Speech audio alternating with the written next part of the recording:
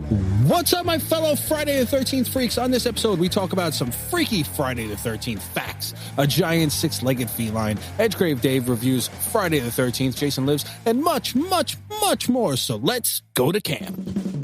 Do aliens exist, and are they among us? Are weird creatures lurking in the darkness? Do evil entities hide in the shadows of your bedroom while you sleep? Join us as we explore all this and more on the Warped Reality Podcast. Hey, what's going on, everybody? Ghost Joe here. I am your host, of course. This is Warped Reality Podcast, Season 2, Episode 29, the Friday the 13th special. So, yeah, you know, the holidays are behind us. All the happy, nice, joyous holidays are behind us.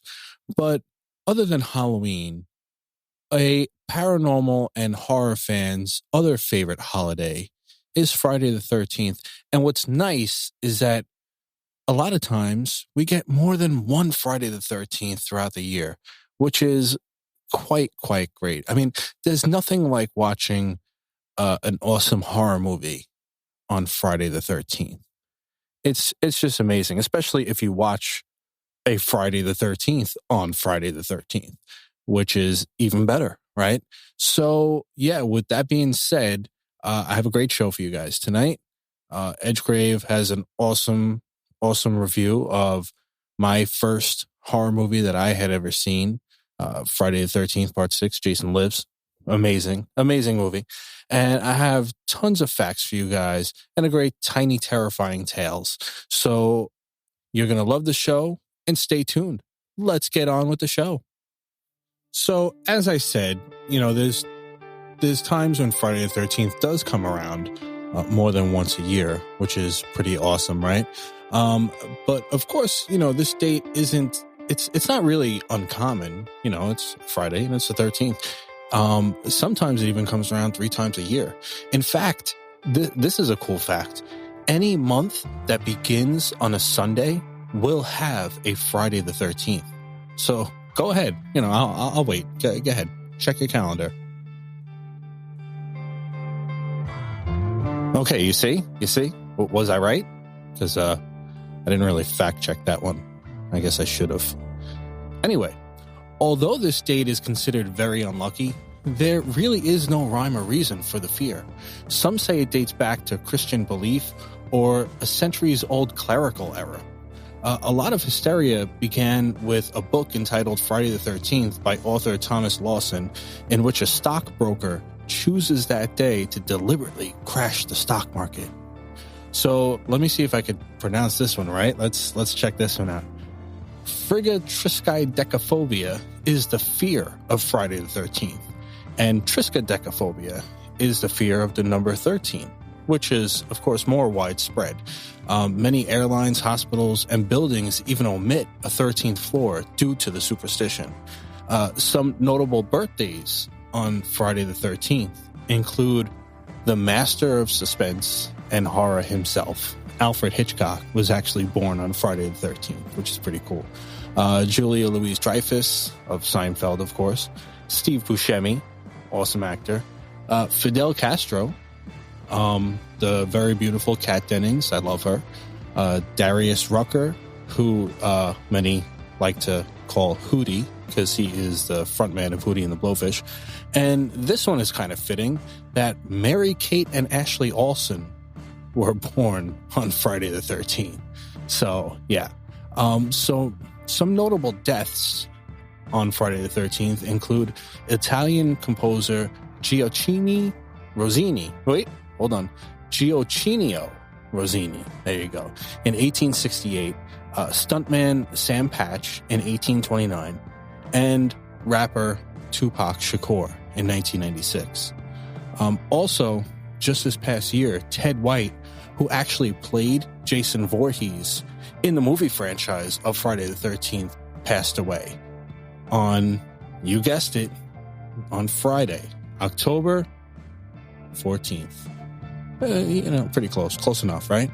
So, but there are plenty of tragedies that actually happened on a Friday the 13th that, I mean, you could either attribute it to it's just happened on that day, or maybe that day really is unlucky. But let's go through some of these, right? So on a Friday the 13th, German forces had bombed Buckingham Palace on a Friday, September 13th in 1940. A plane crashed in the Andes on Friday, October 13th in 1972, where 29 people died and 16 survivors had to resort to cannibalism to survive. That's as Friday the 13th as you could get, man.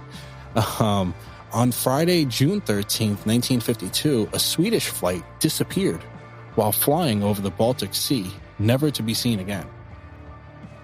Also on a Friday the 13th, a 13-year-old British boy was apparently struck by lightning while watching an air show on Friday the 13th, and it happened at 13:13 military time, that is.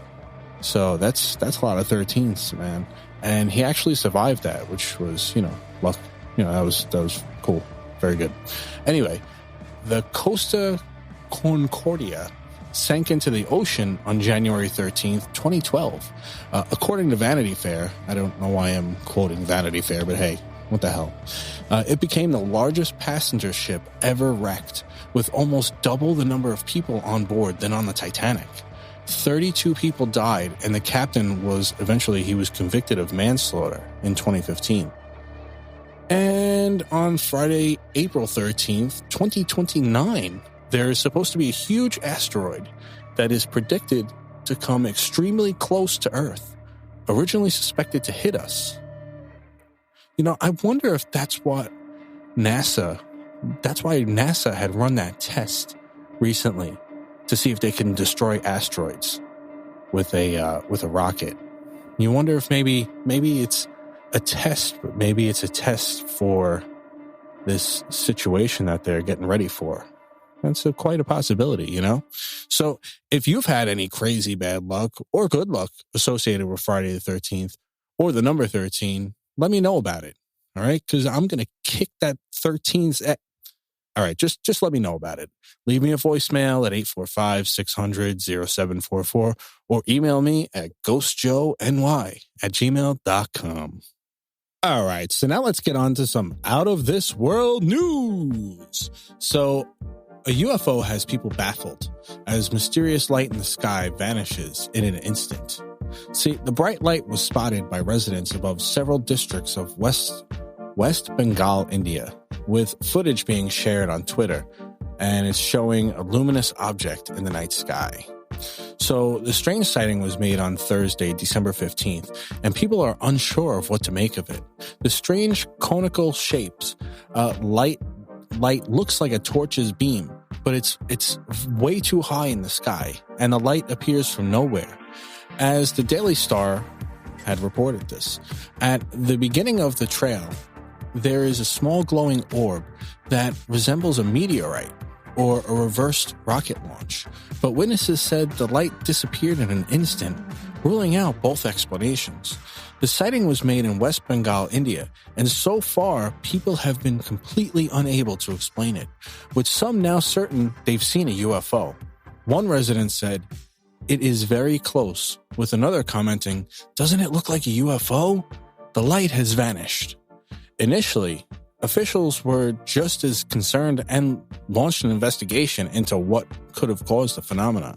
However, the light is now believed to be the result of rocket testing by the military from a nearby bay of Bengal.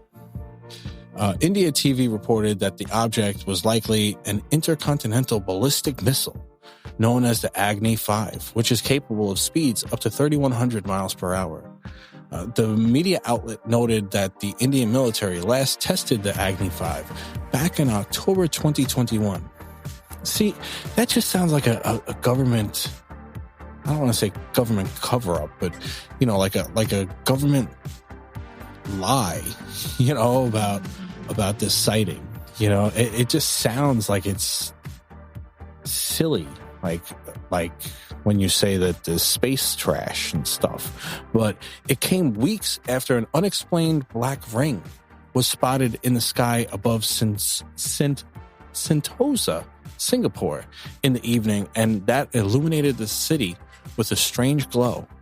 Commenters had a lot to say about the strange appearance, with suggestions that it was a UFO sighting. However, some thought that the theory was a little too outlandish, and, being killjoys and all, they said that, it could be birds in a migration pattern. But yeah, I don't know about that. But meanwhile, a former CIA agent has shared a shocking deathbed confession saying that Area 51 is real and that he went there and saw real-life aliens. The anonymous 77-year-old man spoke to UFO researcher Richard Dolan and award-winning documentary maker Jeremy Corbell during a sit-down interview where he lifted the lid on top-secret government projects. He made claims about the infamous Area 51 and said he's seen UFOs in the flesh. I mean, you don't see UFOs in the flesh because they don't have flesh, but that he's seen UFOs in person, basically, and confirmed the existence of extraterrestrials. He gave an amazing interview after allegedly being warned to stop sharing confidential information as he thought he would soon pass away. So he spilled the beans. Hopefully that comes out and we get to read more about that. That'd be pretty amazing, wouldn't it? So now, I'm sure you guys are tired of hearing me talk. Let's get on with some horrible reviews by Edgegrave Dave. Let it rip, Edgegrave. Horrible reviews with Edgegrave Dave. Happy Friday the 13th, grave diggers. And the grave that we're going to be digging up tonight is none other than the horror icon, Jason Voorhees. There are so many movies to discuss for this incredibly famous, horrific franchise that we're going to be talking about. And this is also a gift for our very own Ghost Joe. Friday the 13th, Part 6, Jason Lives, 1986. Now, this film is the film where Jason is in the form that he is the most recognizable. Here we go. Spoiler alert. The Jason crazy superhuman strength zombie-like creature that we've all come to love and know in the hockey mask was born in this movie.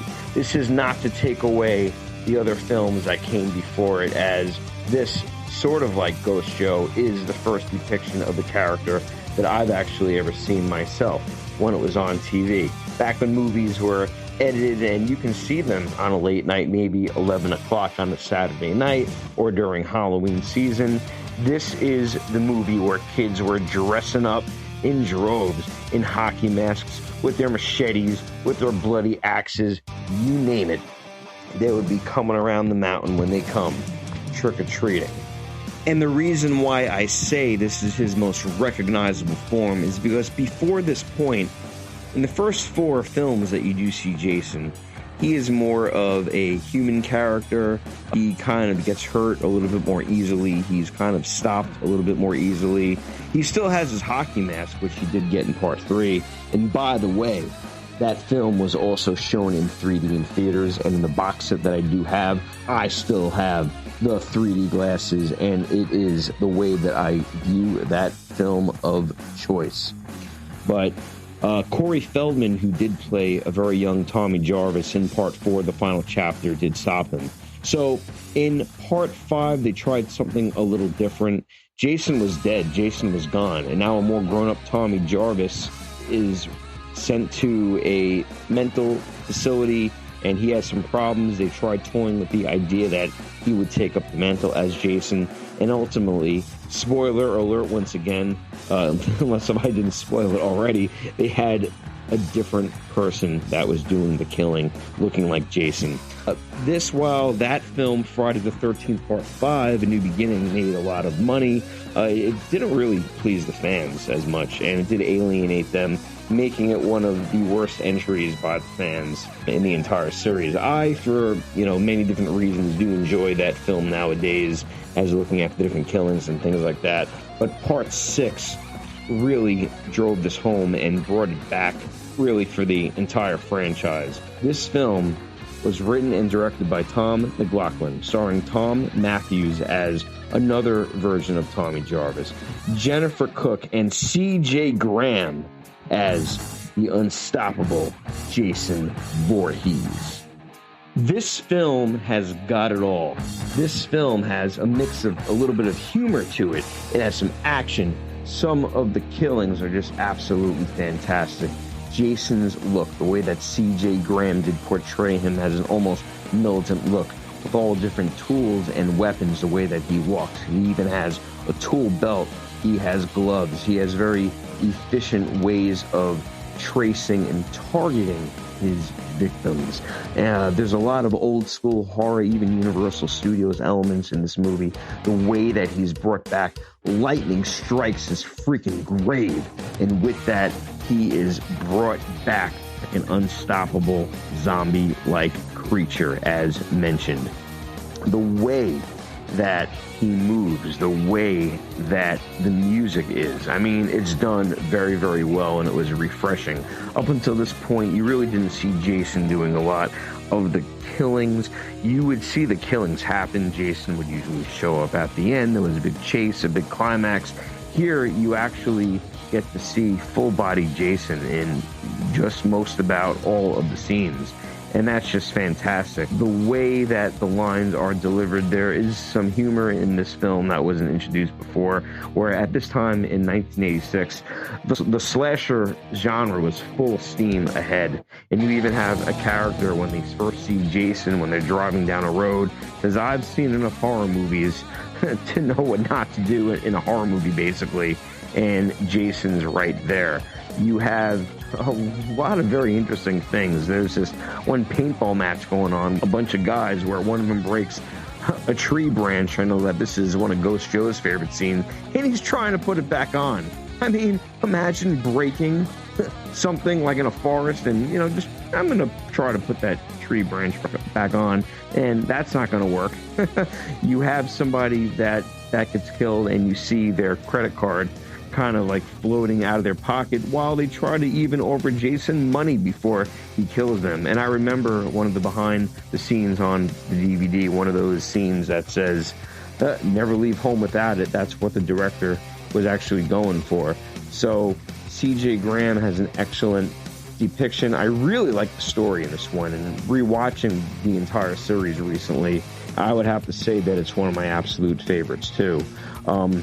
I do like that Tommy Jarvis is continuing from the fourth and fifth entry. Many people do call this film the Tommy Jarvis trilogy, actually. And what's really cool about it is it returns it to its roots of when Jason drowned as a boy in Crystal Lake, and he has to go back to his final resting place. And a lot of bodies are disposed of along the way. This is also one of the very first films in the franchise that actually has kids. I mean, they're always talking about the camp in so many of the films, but you never actually see them. Most of the reason because Jason stops the camp from opening usually and kills everyone. This one, you actually see the children. There's even a little girl that sees him for a moment, and she even does this little prayer, closes her eyes, and Jason's gone from the events that are happening in the movie. I found that very interesting. There is a car chase in this film. That doesn't usually happen in any of the previous entries here. You have really no nudity, which is interesting too. I mean, there's always somebody that's kind of getting it on, but in this film, they're actually fully clothed, which I believe is one of the only films in the entire series to actually do that. Love the soundtrack. Alice Cooper has a whole bunch of songs in the movie, and one of the most iconic from this film is The Man Behind the Mask, and that's actually played twice during the film and in the credits. I mean, it just really kind of is pumping, and it gets you going. I love how Tommy Jarvis, you know, still remembers things that happened in the fourth entry from the final chapter. And I love how they try to stop him. I love how they take a chain and put it over his neck, and since he can't be killed, he's just going to be stopped, and he's going to be at the bottom of that lake again to return to his final resting place. This film has it all. There's many elements. It's very fast-paced, and this sets up future installments for how the Jason is that we love and know. Now, I do, as I've said, truly love the other films in this series, and I love a lot of the more earlier classic entries where it's kind of slow-moving. You know that Jason's there, but you don't really see him. The same with his mother in the original Friday the 13th entry from 1980. I mean, if you're looking for a great movie to kind of start, I mean, I would of course say watch them in the theatrical order that they came in, but part 6 really has something for everyone, and the series was really going strong at this point. You can't really talk about the horror genre at all without talking about Jason Voorhees. Really, I mean, next to Michael Myers, you know, he is probably the most famous for the stalking silent killer that wears a mask and that just has billions of sequels. I mean, really, they have to make a 13th film here. I think that we're all waiting for it. I'm so very happy that the lawsuit from Victor Miller and Sean Cunningham is now finally over. We had a freaking great game that came out in 2017. I played it quite a bit, actually, and I love how in that game you have the Tommy Jarvis from Part 6, Jason Lives, that comes to help you. I love how they borrow music from it. I love the whole style of it.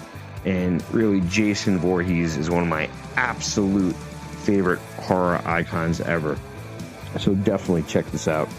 Another thing that I do want to mention is that this film really saved the entire series. The reception was just awesome. This film grossed over $6.7 million in its opening weekend, ultimately to gross $19.4 million. This film was shot on a very small budget, to be honest with you, with just a few $1 million, and they did a great job. And I think that for a $3 million budget and to make $19.4 million, what a success and an absolute fan favorite. I did have the pleasure of meeting CJ Graham along other awesome Jason icons at Monster Mania several years ago, and I do own a signed hockey mask by CJ Graham. What a pleasure to meet him. I also did get a photo op of him in full Jason costume. Thanks to Kane Hodder for shoving me into CJ Graham. He was dressed up as Jason too, and I had 2 terrifying Jasons to take pictures with. So, you know, as I've said in the episode of the Monster Mania Experience Special, you know, the horror community is just awesome, and it's a great way to meet your horror nightmares. So definitely do that. I rate this film an absolute 4.5, almost a 5 out of 5 graves. I think that it's really excellent. So go and check it out. You know, you really can't go wrong. Friday the 13th is such a classic franchise that will always be here to stay, and it definitely transcends generations.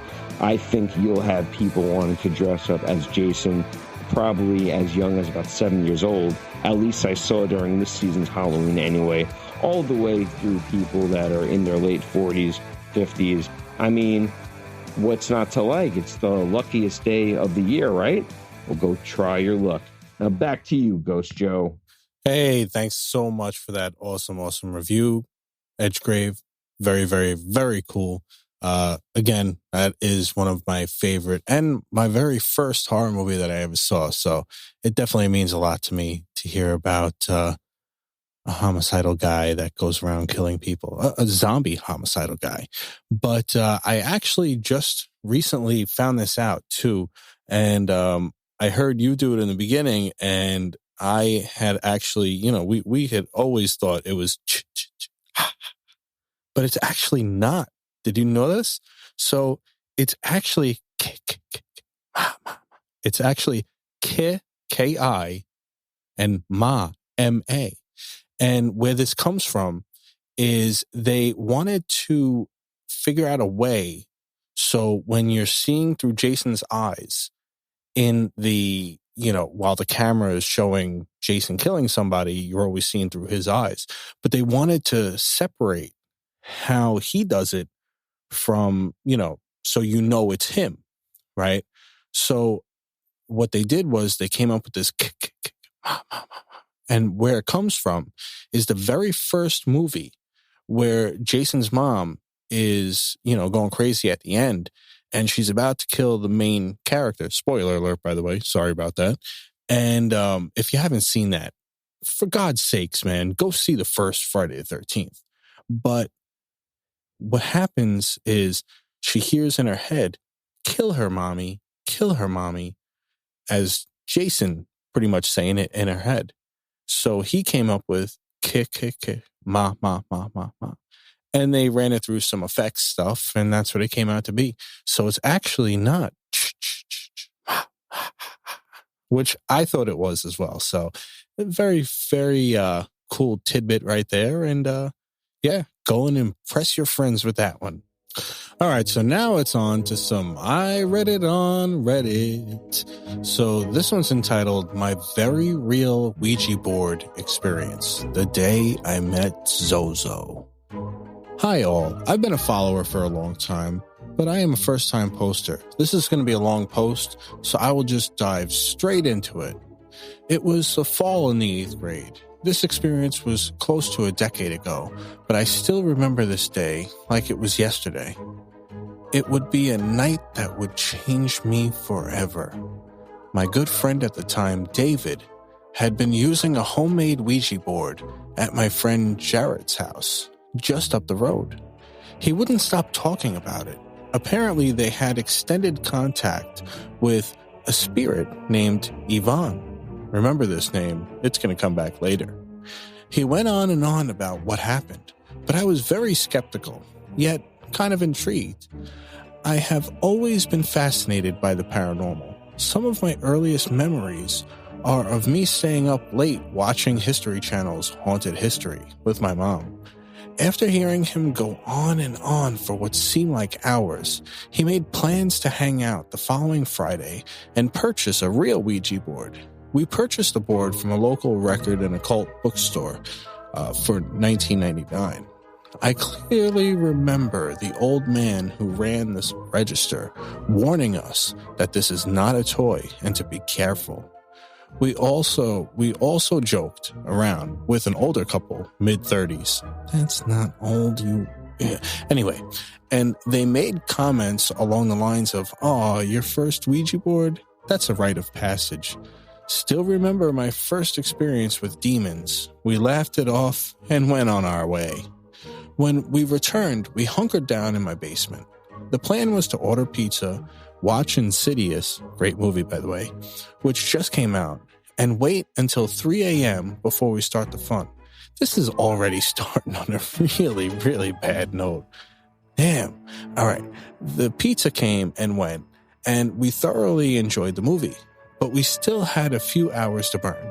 We spent the following hours playing Gears of War 2 and the demo of recently released Bulletstorm. We also got prepared. We researched what and what not to do when using a spirit board, and during that research, we came across the name Zozo.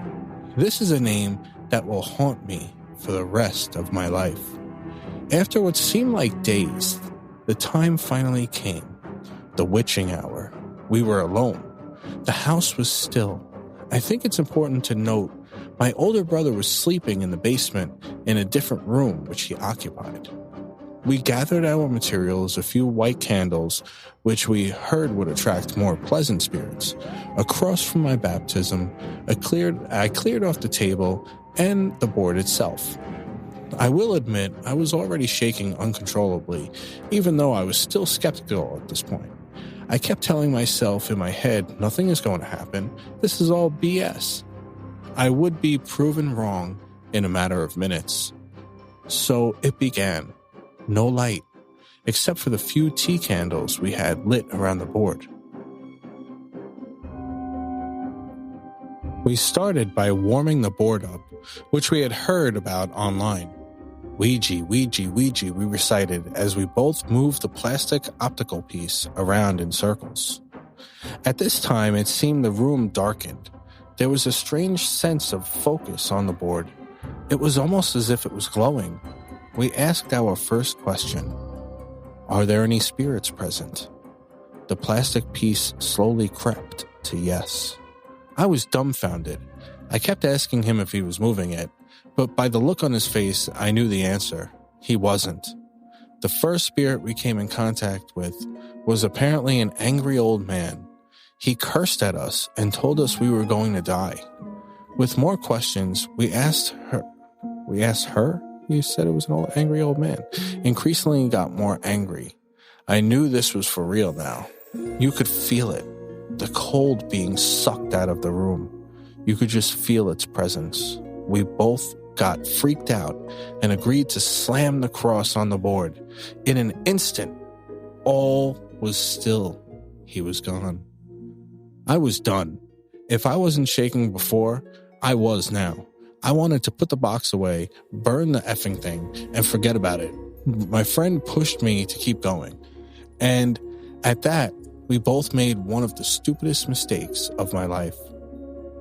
He wanted to try and contact Yvonne again, an apparently friendly ghost of a dead woman that he contacted earlier. He asked aloud, is there a spirit named Yvonne with us here tonight? Again, the board slowly crept over to yes. The air grew thick and was heavy and stale and almost frigid. All the hairs on our body were standing up. It felt like static energy in the air. We heard voices coming, ever so slightly from the other side of the room. And right beside us on the sofa, we felt a cold spot on the couch we were sitting on. It felt like a bag of ice had been resting there. I don't remember everything, but we spoke to her for what seemed like a whole bunch of hours, but was probably only a few minutes. If I wasn't shaking earlier, I was definitely shaking now. At some point, my friend asked, Yvonne, are there any demons present in this house? At that question, I was furious. We both agreed to never bring up demons when using the board, and I really didn't want to know the answer. I was so ready to be done. She, or whatever it is, fell silent. We thought she had left, and maybe she did. But a few minutes later, the plastic piece slowly crept over to yes. Before we could ask the next question, the piece started doing crazy eights, at first incoherent, but then it started going to Z, then to O, then back to Z, then to O. We panicked. I was in tears. We put the cross on the board in lightning speed, and suddenly it stopped. I was petrified. We packed the board up and decided to head up the stairs and get the inevitably terrible sleep we could imagine, or just wait until the sun came up. This is when my friend started to act weird. This is when the bad stuff started to happen. He was really out of it, dazed almost. I remember going up the stairs and him standing in the darkness at the bottom of the stairs, staring off at the light switch. He was caressing it. David, are you all right? Come on, man, let's go. I called to him, voice shaking, tears rolling down my cheek. He slowly looked up at me with a smirk, and I will never forget, and just softly said, I'm fine. We make it back to my room. I'm ready for bed. I'm ready to sleep off this nightmare. Everything will be better in the morning, I tell myself. And all of a sudden, he drops to the floor. He starts convulsing. He started laughing maniacally and uncontrollably. The way he was shaking was inhuman. And the way he was laughing, I'll never forget it. I will never forget the way he was looking at me. The whole time he was looking me dead in the eyes. I will never effing forget the look in his eyes. I'm worried for his life. I am shouting at this point. The fact no one woke up is astonishing. I don't know how long this went on for, probably close to 5 minutes, but again, it felt like hours. He finally came to. Sun is up at this point. We somehow managed to sleep for a few hours. We sleep in the same bed. And when I ask him about it, he doesn't remember anything. He doesn't remember anything past when we slammed the cross on the board. All right, so I hope you guys enjoyed that. I read it on Reddit. I thought that was super, super creepy. And if that is a true encounter, listen, don't play with the Ouija board unless you really know what you're doing. You know, like my buddy Chris Whitehouse of the Whitehouse investigation team, they use the Ouija boards all the time, but they know exactly how to use it and exactly how to close it and all that stuff. And, you know, of course, treat everything and everybody with some respect, because that could really bite you in the ass. You know what I'm saying? But yeah, actually, speaking of Chris Whitehouse, here is his next clip on this creepy whistle thing that he heard on one of his investigations. So check it out. Hi, this week I'm playing you a clip from my YouTube channel where I caught a whistle response. Whistling is something we generally try and never get anything back. We always live in hope. This one I actually heard in real time as well. Now everyone is accounted for, sat underground in a basement, and far off in the distance, in the same location we were in, we get a woo-woo back. So mine will be the first whistle you hear, and then the response will be repeated because it's on a video and I'm trying to highlight what I heard. Check out our YouTube channel, send your stories into Joe. We'd love to hear your accounts or your evidence. And meanwhile, back to Joe. Thank you for that amazing segment, as always, Chris. You always have awesome evidence to share with us, and I totally appreciate it. And I hope to hear some more stuff soon, too. That would be awesome. And if you guys love this stuff, please check out the Whitehouse Investigations channel on YouTube. You could also check out his Talking Paranormal YouTube channel as well. All that's in the show notes if you want to check them out.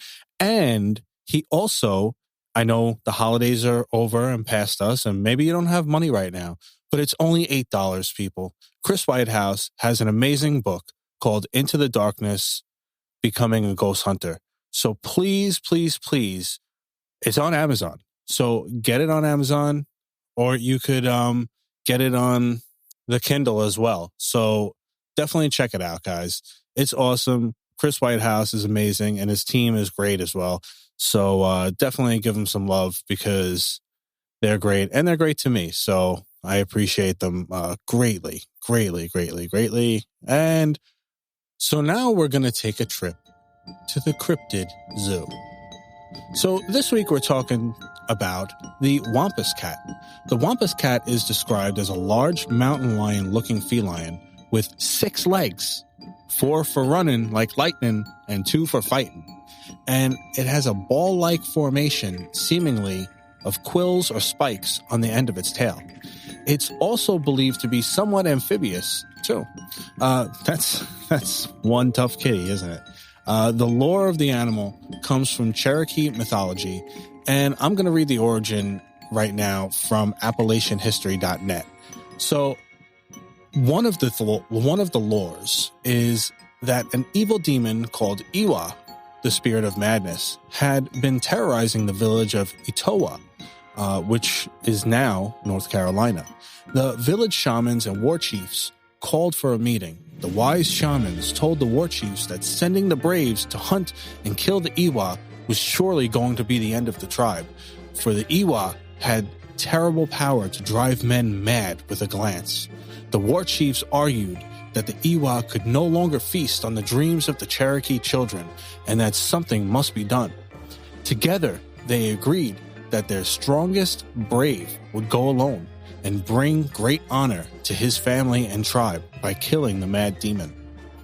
Standing Bear, or Great Fellow, depending on the story version, was the strongest, fastest, sneakiest, smartest, and most respected brave in all of the Cherokee Nation. He was chosen to do battle with the demon, and he walked from his village. The shamans blessed him, and the war chiefs gave him many fine weapons with which to slay the beast. And on the edge of town, his wife, Running Deer, bid him a final farewell. She would never see him the same way ever again. You see, weeks went by, and there was no word from Standing Bear. Suddenly, late one night, the stricken brave came running back into the camp, screaming and clawing at his eyes. One look and Running Deer knew her husband was no more. With time, he would be able to pick berries and work in the fields with the young girls and the unmarried widows, but he would never be any good at it as being a husband ever again, and by Cherokee law, that meant he was dead. Standing Bear's name was never mentioned ever again, but Running Deer had loved her husband and she wanted revenge. Running Deer went to the shamans and they gave her a booger mask. It's a bobcat's face, and they told her that the spirit of the mountain cat could stand against the Iwa, but she must be the one to surprise the demon. The war chiefs gave her a special black paste, which, when rubbed on her body, would hide her scent as well as her body.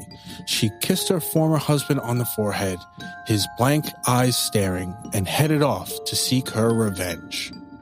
Running Deer knew the woods as well as she knew the village, and she ate sweet berries to keep up her strength over the many days, but she still came across no sign of the Iwa. Then, late one night, she heard a creature stalking down by the stream. As she crept slowly towards the creek, she heard a twig snap behind her. She spun and just as suddenly realized how quickly it could have been the end of her. Behind her, a wily fox darted across the pathway.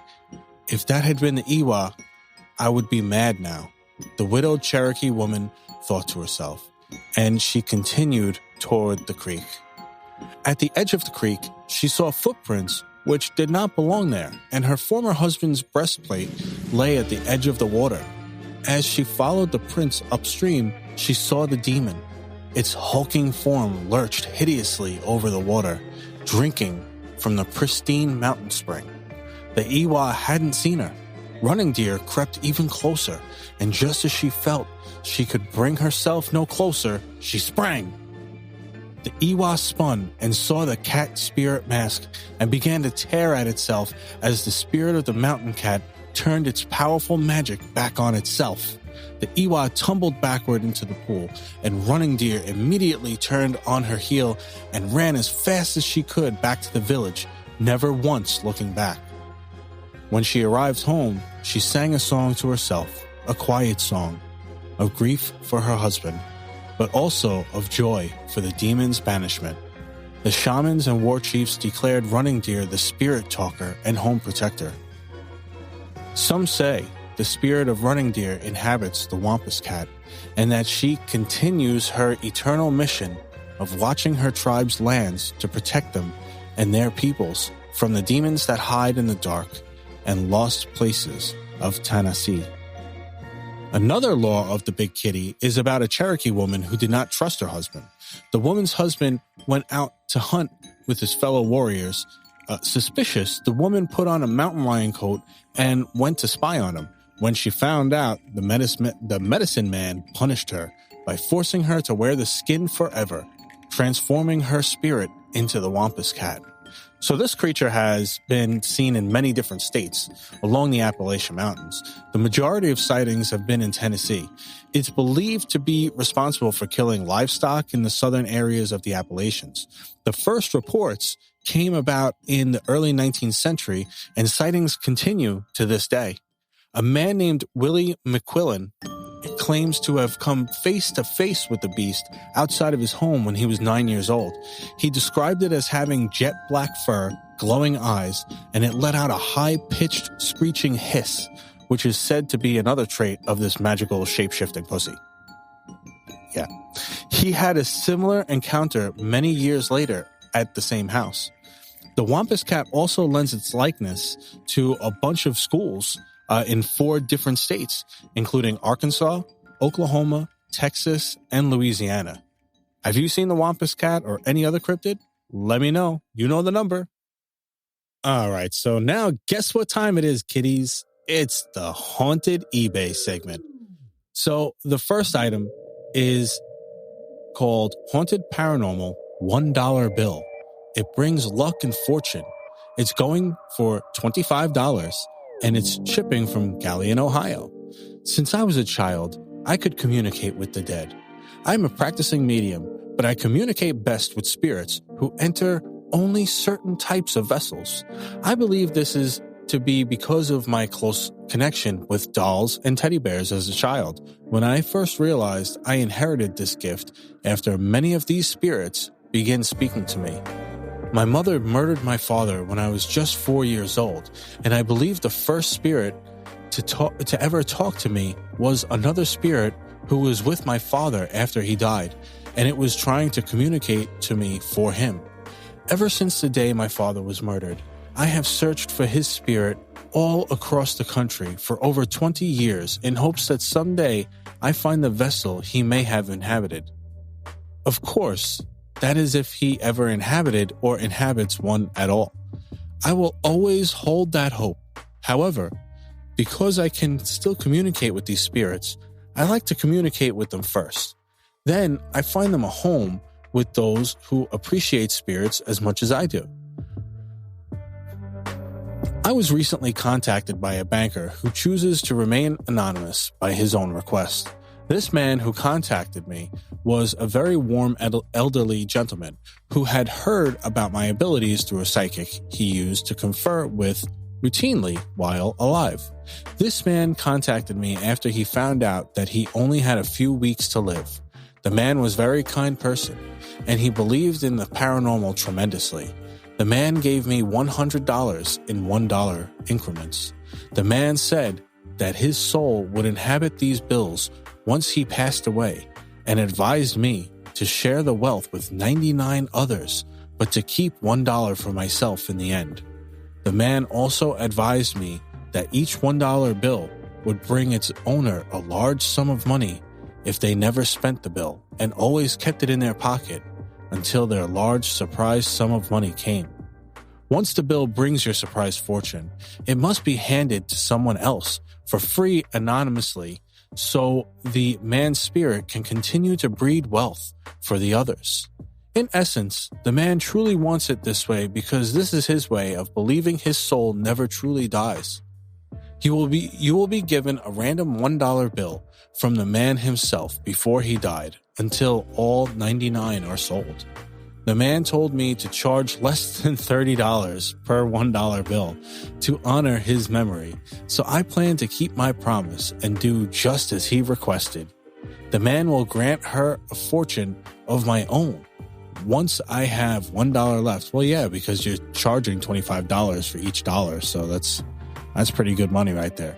If you choose to buy more than one, you must give the others away without telling them, under any circumstances, what the meaning is behind it by request from the man, or it will lose its energy and power. Well, yeah, if you believe that one, I have some haunted pennies to sell you for $5 each. Holy crap. What kind of, I don't know about people anymore, man. The fact that you're trying to sell $1 for $25 and then everything that you say is kind of explaining why you're doing so. It just, it's too perfect, So the next item is Haunted Ancient Captured Female Vampire Transformation. The starting bid is $75, or you can buy it now for $180, and it is being shipped from Las Vegas, Nevada. By popular demand, I have gone through the dangerous task of binding an ancient female vampire to train and transform you into a real vampire. So I guess a lot of people have asked this person to do this for one reason or another, I guess. The vampire pendant that will come with an attached ribbon and comes in a small bag that it must be kept in during the day and must be worn on around your neck at night and while you sleep for the transformation and training to begin. This training and transformation into a vampire will be complete in 45 days as long as you do not expose the pendant to sunlight of any kind. The benefits of becoming a vampire are many and varied, but here are a few new talents that you can expect. Clairvoyance, faster in movements, hyper-aware senses, and amazing strength and thrall. So if you want to become a vampire, this may be the way to do it. I don't know, though. In this day and age, you have to be really careful as a vampire. I would suggest asking potential bitees to produce medical documents showing that they have no disease, communicable by blood before sinking your teeth in. Yeah, that's, yeah, you want to become a vampire, go ahead, I guess. And, or, you want to lose $180, So, and the last item is an authentic demon-possessed Ouija board. It says, real, satanic, haunted, extremely dangerous. The price is $120, and it comes from Mount Vernon, Texas. Authentic, demonic, possessed Ouija. Extremely dangerous. This is an extremely active Ouija board you can see in a lot of my YouTube videos. I've never closed a portal, and I've used it at least 1,000 times. If you want a lot of activity, here you go. Please use caution. Your home will become infected with demons. Oh, a gift will also come with it. So, yeah, thanks, pal. Here's 1,000 demons for $120, but I sent you this lovely scented candle. I hope you enjoy. So that's it for Haunted eBay. Remember, the Warped Reality Podcast takes no responsibility for any paranormal activity that does or does not happen if you choose to purchase any of these items. And if you do, and please give me a call, 845-600-0744, and let me know your experiences. Or you could email me, ghostjoeny@gmail.com. Tiny, terrifying tales.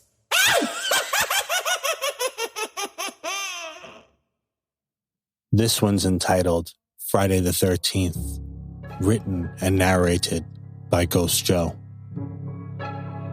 So, let me introduce myself. My name is Matt. I'm 23 years old, and I live in a quiet, boring town where nothing ever seems to happen. That is, until last Friday, the 13th to be exact. Now, I know what you're thinking, but this story isn't about a homicidal maniac exacting revenge on some horny teenagers. I've never been a superstitious guy, and I didn't believe in ghosts. You see, I am a night security guard at the local cemetery. This place is huge, and it houses a few famous residents, so it's always getting trespassers and vandals sneaking into it in the middle of the night. Last Friday was no different, or at least it didn't seem to be at first. I started my shift, the graveyard shift, at midnight, performing my hourly rounds armed with my trusty flashlight. It was kind of chilly with thick fog casing the area. About 20 minutes in, I started hearing a loud rustling near the bushes of the old Vanderbilt tomb. This isn't unusual, as it could be an animal, but it felt off. Something told me to investigate, so I climbed up on the wall leading to the tomb and I headed towards the bushes. Once I got over there, I looked, but I didn't see anything. I was about to turn and go back to my route when I spotted movement out of the corner of my eye, darting fast behind some trees. It's weird though. It looked like a shadowy figure, like darker than night, if that makes any sense. It startled me more than it scared me, so I regained myself and I started walking towards where that figure ran. About 100 feet later, I realized how quiet it had gotten. The trees stood still and I could hear a faint whispering behind the tree off to my right. I darted as quickly as possible to the tree, expecting to find some dumbass kids. Instead, all I found was a key lying on the floor. It looked like one of those old fancy ones that could open up fancy gates. I had never seen it before. I threw it in my pocket and went back to continue my rounds. It must be my mind playing tricks on me, but as I went back to the pathway, it looked different to me, like unkept and old-looking. As I'm walking, I began to realize that the gravestones looked different and that there were way fewer than I remember. I walked a little further and then I heard the whispering again, much louder this time. It's weird. It almost sounded like the whispers were saying my name. It scared me, but I'm a man of the law and I have to investigate. As I follow the whispers, it seems to be taking me off the path into a heavily wooded area. I don't really know this part, as it's not really my usual route.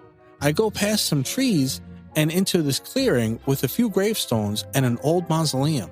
The whispers were getting louder and louder as I approached the area. Of course, at this time, my flashlight dies. I should bury it in the ground. I walked closer to the mausoleum, and I tried to open the door. It was locked. Then I remembered the key that was in my pocket. I put it in the keyhole and turned it over. I swung the door open and stepped in. Very carefully, of course. At this point, the whispers stopped, and there was no one in there. But there was oddly a candle lit close to the inscription on the wall. I stepped closer to check it out. Here lies our son Matthew, our brave man of the law. My stomach turned, and chills ran down my spine. I turned to get the hell out of there, but the door was shut, and no matter how hard I pushed and pulled, it wouldn't open. I was panicking, wondering if this was some sort of prank. The whispers began again, louder and more pronounced than before. I then heard a female's voice that was louder than the rest say, "It's okay. You're home now." A whole bunch of memories began flooding my mind. This is where I belong. I remember now, 10 years ago, on a night like this, on a Friday the 13th. So I hope you guys enjoyed that tiny, terrifying tale. Oh, by the way, I'm always looking for people to narrate my tiny, terrifying tales. So if you think you'd like to do that, I would be more than happy to check it out and see if you'd like to do that. So yeah, definitely get in touch with me, 845-600-0744, or email me at ghostjoeny@gmail.com. So that's the end of the show, guys. Happy Friday the 13th. And thank you to all my contributors, Chris Whitehouse of the Whitehouse Investigation Team. Check him out. Edgegrave Dave for his awesome, horrible review. And my buddy Steve for doing the awesome artwork for the thumbnail. So that's going to do it for me, guys. On the next episode of the Warped Reality Podcast, that's episode 30. It will be premiering on Friday, January 27th. So please don't forget to set your calendar alarms, I guess. And it's going to be an awesome collaboration interview that I had done with Miss Kat Ward of the Paranormal Hearts podcast. You're going to love it. We talk about a lot of stuff. And yeah, so have a great couple weeks, everybody. And stay spooky. Bye. Bye. Thank you for listening to the Warped Reality Podcast. And thank you to all my guests and contributors that help make this show possible. For more episodes, guest info, social media links, merch, and more, please check out warprealitypodcast.com. If you have a paranormal experience you would like to share, questions, comments, or you would like to be a guest in the show, please leave me a voicemail at 845-600-0744, or you can email me at ghostjoeny@gmail.com. You can do so anonymously if you'd like. Also, I'd greatly appreciate it if you could leave me a review on Apple Podcasts or warprealitypodcast.com. Have a great night, everyone, and don't forget to change your shorts.